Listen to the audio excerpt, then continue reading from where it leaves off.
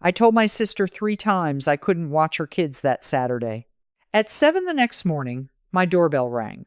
My niece and nephew were standing outside with 2 little suitcases. I looked past them just in time to see their mother's car disappear around the corner. For a second, I honestly couldn't move. Sophie looked up at me. She was 10, wearing a purple hoodie and holding a pillow under one arm. Ethan was 7. He had his dinosaur backpack on and a small rolling suitcase beside him. Aunt Megan? I looked down the street again. Laura's car was gone. Where's your mom? Sophie pointed toward the road. She said you knew. I felt my stomach drop. I knew what? That we're staying here. Ethan smiled. For 2 sleeps. 2 sleeps. Not a few hours. Not an emergency pickup. An entire weekend. I stepped outside. Did Mom say she was coming back? Sophie shook her head. She said you guys already talked. We had talked. That was the problem. I had said no. 3 separate times. I brought the kids inside before they could sense how angry I was. Then I called Laura. No answer. Again. No answer. I called her husband Kevin. Straight to voicemail. I texted both of them. Call me now. Nothing. 10 minutes later, my phone buzzed. Laura. Not a call. A text. They're already there. Please don't make this harder than it needs to be. I stared at the message. Then another arrived. They have clothes, homework, and everything they need. We'll be back Sunday afternoon. Love you. Love you. That almost made it worse. I typed. I told you I could not watch them. Come back. She didn't answer. I called again. Voicemail. I wanted to scream. Instead, I heard Ethan in the kitchen. Aunt Megan, can I have waffles? I closed my eyes. None of this was his fault. Yeah, I said. Give me a minute. That was the trap. And Laura knew it. Sophie and Ethan were already inside my house. They were safe. They trusted me. What exactly was I supposed to do? Stand them on the sidewalk because their mother had ignored me? Of course I wasn't going to do that. Laura had counted on it. I just didn't know yet that she wasn't the only one. A few days earlier, Laura had called while I was driving home from work. Are you busy Saturday? Yes. All day? Pretty much. She groaned. I need a favor. I already knew where the conversation was going. Laura was my older sister by 3 years. She and Kevin had been married for 12. They had Sophie and Ethan. I loved those kids. I genuinely enjoyed having them around. That distinction became important later, because when everything blew up, Laura kept acting like I had suddenly decided I hated spending time with her children. I didn't. I hated being told my time belonged to someone else. That Saturday mattered because I had a remote client review scheduled at 11. I worked as a project manager for a commercial design firm. We were preparing a proposal for a hotel renovation. It wasn't the biggest project of my career, but I had been coordinating it for 6 weeks. Saturday's review wasn't technically mandatory, but I had volunteered to lead part of it because the client was pushing for revisions before Monday. I also had several hours of preparation to finish that morning. Laura knew I worked weekends occasionally. She just didn't believe work at home counted the same way. I can't watch them Saturday, I told her. It's actually the whole weekend. Then definitely no. It's just until Sunday afternoon. Laura, we already paid for everything. For what? She hesitated. Then, Kevin and I are going away with Ben and Rachel. Where? Lake Briar. That was almost 3 hours away. So this isn't an emergency. I never said it was. You said you needed a favor. I do. And I said no. She sighed. Our sitter backed out. I'm sorry. So, what are we supposed to do? I don't know. You don't have anything you can move? No.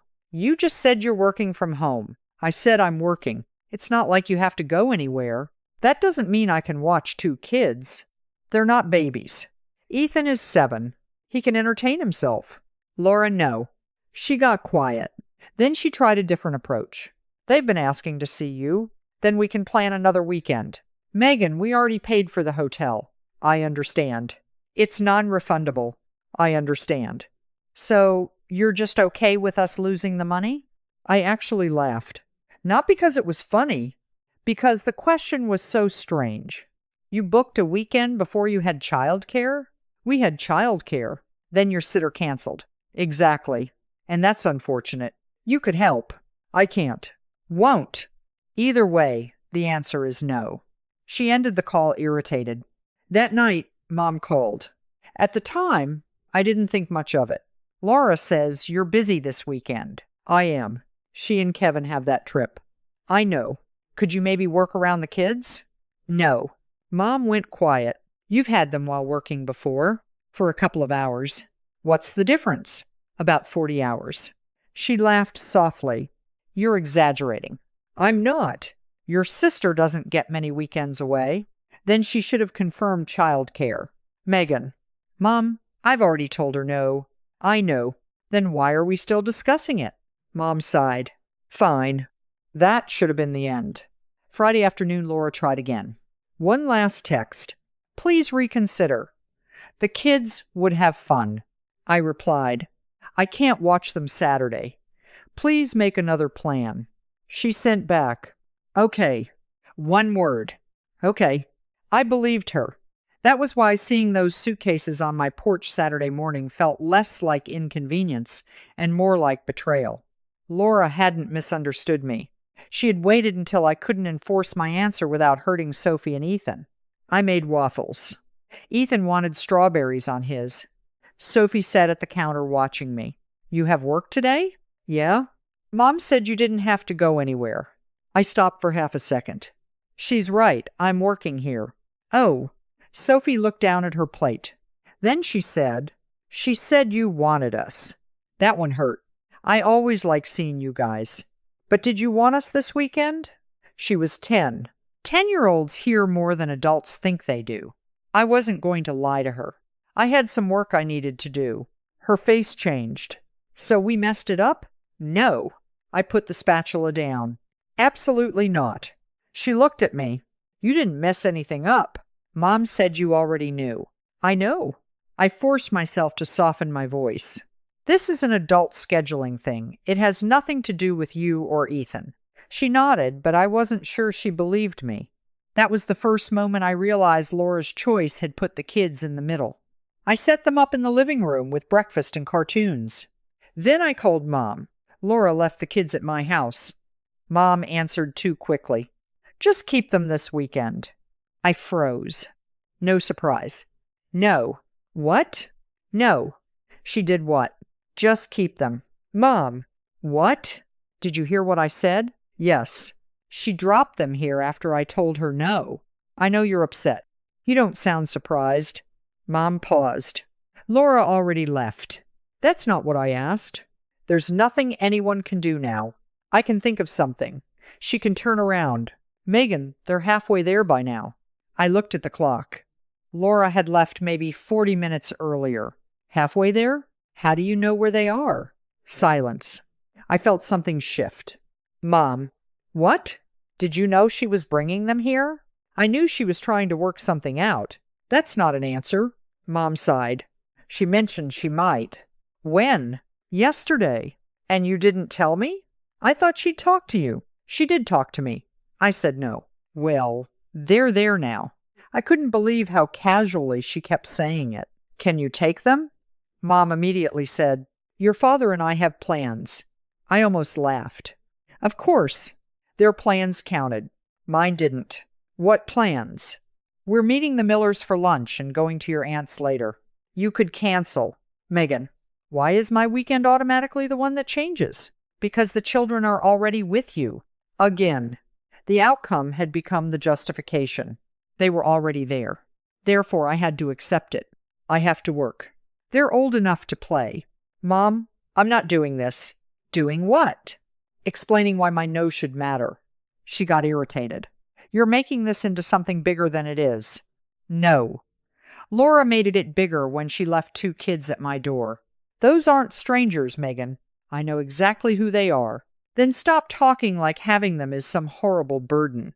That was the move.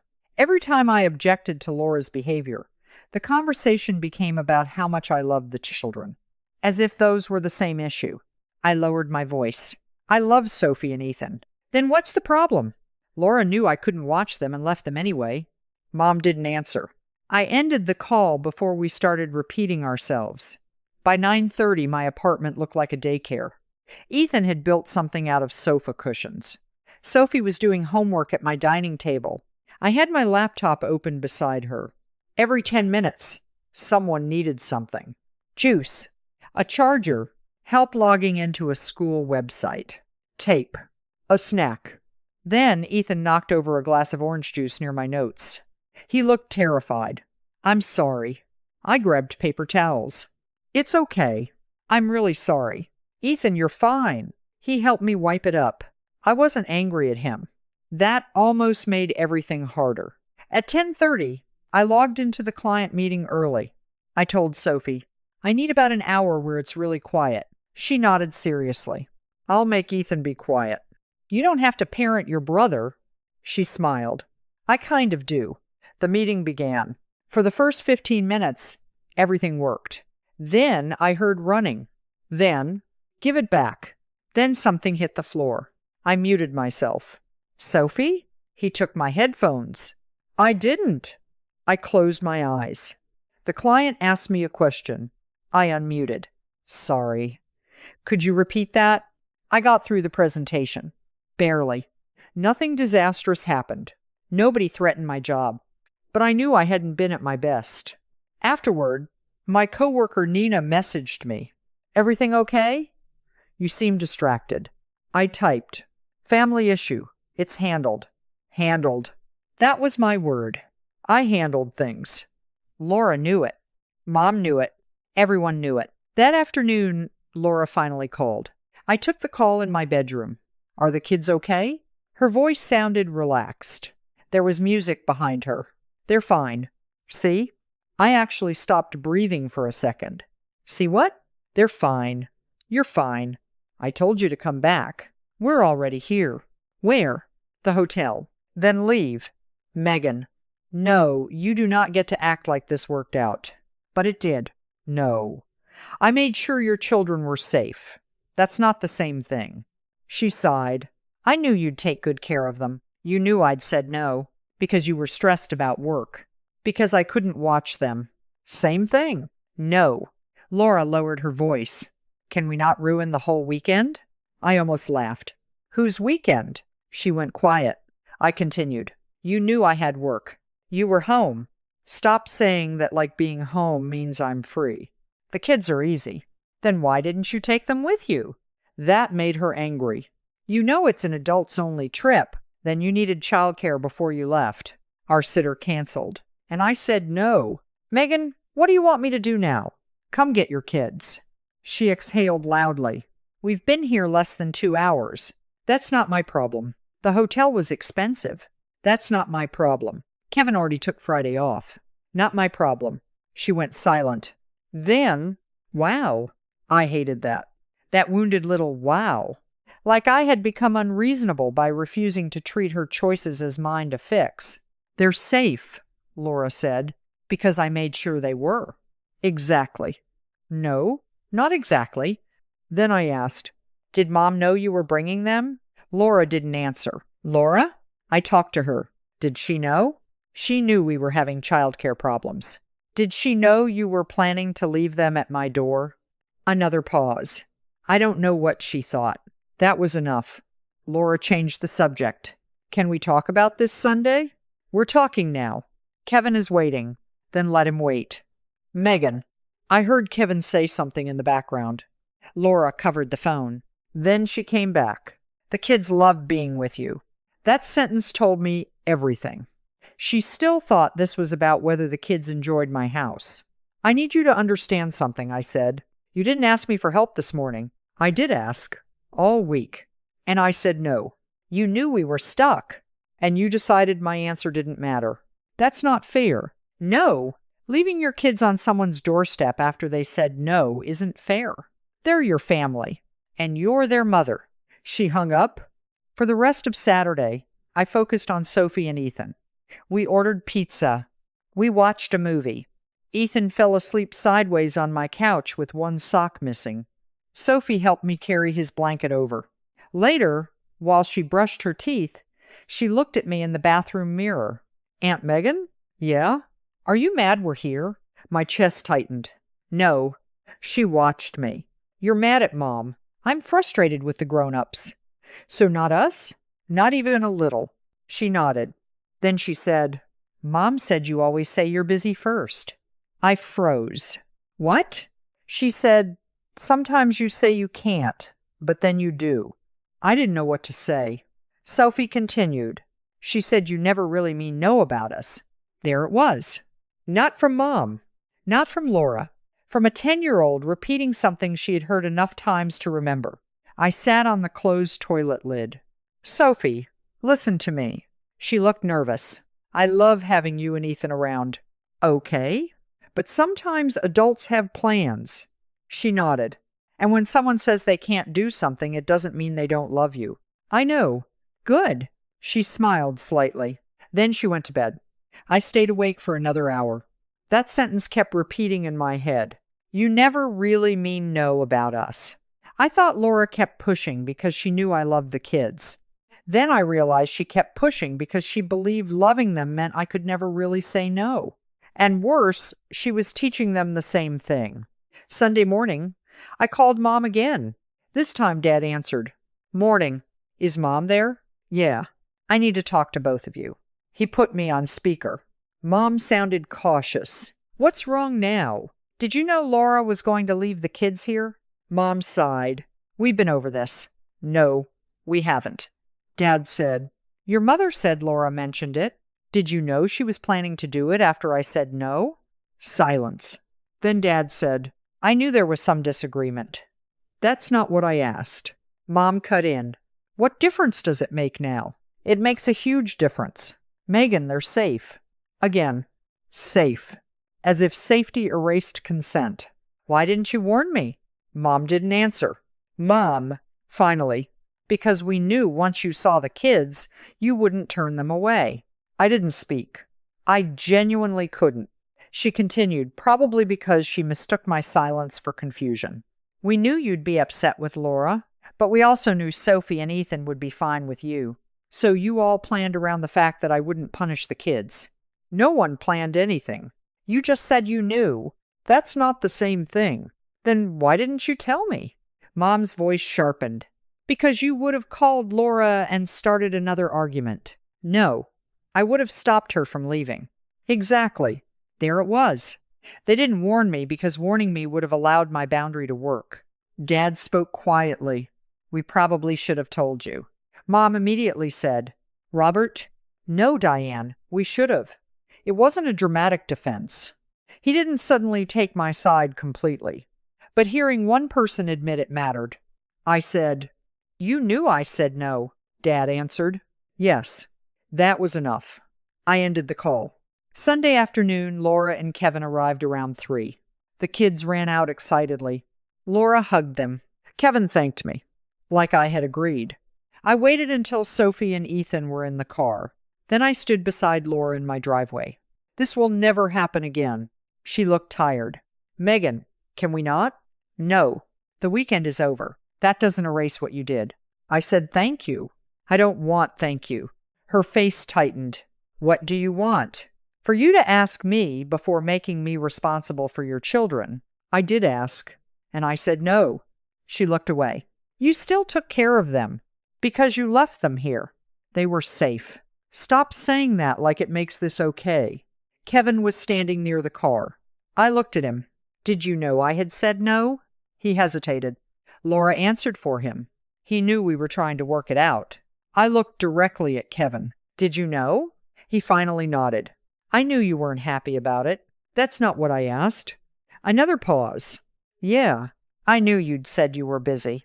There it was. Both of them. I looked back at Laura. You don't get to do this again. She crossed her arms. They're your niece and nephew, and you're their mother. She flinched. I continued. If you ask me and I'm free, I'll still watch them. So generous. If I say no, the answer is no. She opened the car door. Fine. I mean it. So do I. She got in and left. For the next week, Laura barely spoke to me. Mom called once and told me I had embarrassed Laura by talking about what happened. That surprised me. Who did I tell? Your aunt mentioned it. I remembered. My aunt had called Sunday afternoon and asked why I hadn't come by with Mom and Dad. Usually, I would have said, something came up. Instead, I had said, Laura left the kids at my house after I told her I couldn't babysit. That was it. No insults. No exaggeration. Apparently, that counted as betrayal. Why are you telling people our business? Mom asked. She asked why I wasn't there. You could have said you were busy. I was busy. With Laura's kids. You didn't have to make Laura look bad. I told her what happened. Same thing. No. It was strange how much of Laura's reputation had depended on me editing the truth. I thought about all the other times. Laura was 3 hours late picking up the kids. I said traffic was terrible. Laura forgot she had asked me for one evening and stayed out overnight. I told Mom plans changed. Laura once asked me to watch Ethan while she went to an appointment, then added Sophie and 2 extra hours afterward. I said it was fine. Every time, I had cleaned up the edges. Not because Laura asked me to lie, because I didn't want conflict. That stopped. I didn't start broadcasting her mistakes. I simply stopped covering them. A month passed. Then, Laura called on a Thursday evening. Can you watch the kids Saturday? I checked my calendar. I had plans with 2 friends. No. Silence. All day? Yes. I only need 4 hours. I can't. It's Kevin's company dinner. Okay. Our sitter canceled. I'm sorry. You love these people. I know. We already paid for the event. I almost smiled. Same script. Different Saturday. I can't. Laura sighed. Can you move your plans? No. It's just brunch with your friends. That irritated me. How do you know what my plans are? Mom said. Of course. Laura, no. Can you at least think about it? I already did. She hung up. 20 minutes later, Mom called. I almost didn't answer. Megan, your sister really needs help Saturday. No. She said you have brunch. I have plans. Brunch can be rescheduled. So can a company dinner. It's Kevin's work. My plans still count. Mom sighed. You're still making a point about that weekend. No. I'm answering a question. She needs childcare. Then she needs to find childcare. What if she can't? Then Laura or Kevin stays home. That's expensive. So is a sitter. Megan. No. Mom went quiet. I waited. Normally, this was the point where I would offer something. Maybe I could take them after lunch. Maybe Laura could bring them late. Maybe I could move brunch. I didn't. Mom finally said, Fine. Saturday morning came. No doorbell. That mattered. Around noon, Laura texted me. Hope brunch was worth it. I almost replied. Then I deleted what I had typed. At 3, Sophie sent me a picture of a cake she and Ethan had decorated. Mom stayed home with us. We made this. I smiled. Looks amazing. Save me a piece. Later, I learned Kevin had gone to the company dinner alone. Laura stayed home. She wasn't fired. Her marriage didn't collapse. The children weren't harmed. Nobody's life fell apart. Laura simply had to absorb the inconvenience herself. The thing she had expected me to do, quietly, without complaint. A few weeks later, Dad stopped by my apartment to help me mount a shelf. While we worked, he said, Your mother still thinks you could have handled that weekend differently. I know. He tightened a screw. I think we should have warned you. I looked at him. Thank you. He shrugged. Didn't mean we were trying to use you. I know. We just figured you'd take care of them. That's the problem. He nodded slowly. Yeah? That was as close to an apology as Dad usually got. It was enough. Over the next several months, things changed in small ways. Kevin started handling more of the child care scheduling. Mom stopped calling me immediately after Laura heard no. Laura still asked. But she actually asked. One Tuesday she called and said, Are you free next Friday night? I checked. I am. Would you want the kids from 6 until 10? Sure. There was a pause. Really? Yes. She laughed a little. Okay. Thanks. That Friday, Sophie and Ethan came over. We made tacos. Ethan insisted on choosing the movie. Sophie told me about a boy in her class who apparently had the most annoying laugh in human history. I had fun, real fun, because I had chosen to be there.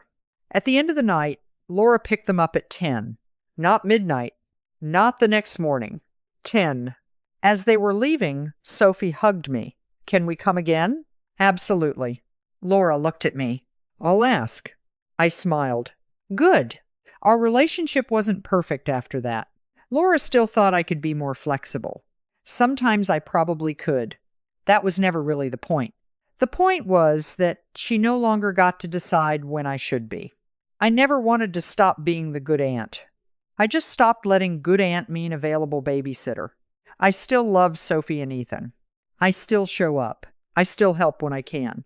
But now the sentence starts differently. Not. We need you Saturday. Not. The kids are already there. It starts with, are you available? And if the answer is no, everyone finally understands that I actually mean it. If your sister left her kids at your door after you had already said no, what would you have done? Would you keep them safe that first weekend but refuse the next time? Or would you handle it differently? Tell me in the comments.